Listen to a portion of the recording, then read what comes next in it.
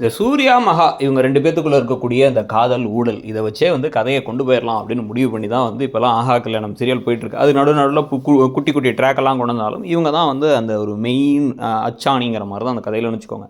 So இப்ப சூர்யா என்ன பண்றாரு, இந்த இவங்கள தேடி வந்தாரு. அந்த பொண்ணோட அம்மாவ தேடி வந்தாரு. ஆனா அங்க தேடின இடத்துல திடீர்னு வந்து பார்த்தீங்கன்னா வந்து ஐஸ்வர்யாவோட ஸ்மார்ட் வாட்ச பார்க்குறாரு. இவங்களோட அந்த மெட்டி டப்பாவ பார்க்குறாரு.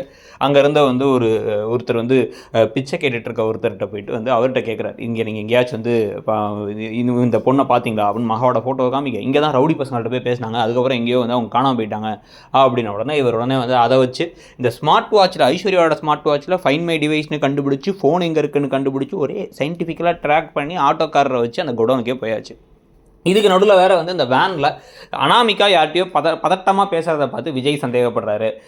இந்த சித்ரா தேவி என்ன பிளான் பண்ணுறாங்கன்னு கண்டுபிடிக்கிறது கோடீஸ்வரி ட்ரை பண்ணுறாங்கன்னு பலவிதமான சைடு ட்ராக்கெல்லாம் ஓடினாலுமே இங்கே இப்போ ஒரு இந்த குடோனுக்குள்ளார வந்துட்டு அந்த ஆட்டோ டிரைவராக இது மோசமான ஏரியான்னு சொன்னாலும் கேட்காம நேராக உள்ளார போய் இவங்களை கட்டெல்லாம் அவுத்துவிட அங்கே வந்து மகா கோவப்பட என்ன நாங்கள் இருக்கமா சித்தமான்னு பார்க்க வந்தீங்களா அப்படின்லாம் வந்து பேச அங்கேருந்து வந்து சண்டை காட்சிகள்லாம் நடந்து அந்த ரவுடிகள்லாம் அடிச்சுக்கிட்டு இருக்கும் பொழுது இவர் வேற வந்து அவங்கள காப்பாற்ற கையை பிடிச்சா எதுக்கு என் மேலே ஏன் கையை பிடிச்சிருக்கிறீங்க அப்படின்லாம் அவங்க பேசிக்கிட்டு இருக்காங்க. கடைசியாக 2 கயிறு தான் இருக்குன்னு சொல்லிட்டு இவங்க மாட்டிடுறாங்க. மாட்டினதுக்கப்புறமா வந்து கணவனையும் மனைவியும் ஒன்றா கட்டி விட்டுறாங்க. நாங்கள் கட்டி விட்டோமா தான் கட்டி விடுவோம் அப்படின்ட்டு.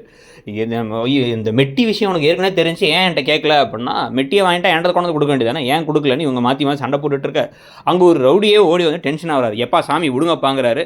ஸோ ஆனால் இன்னும் உண்மைகள் இதுக்கப்புறம் தான் வரப்போகுதுங்கிறத பற்றி உங்கள் கருத்து என்ன?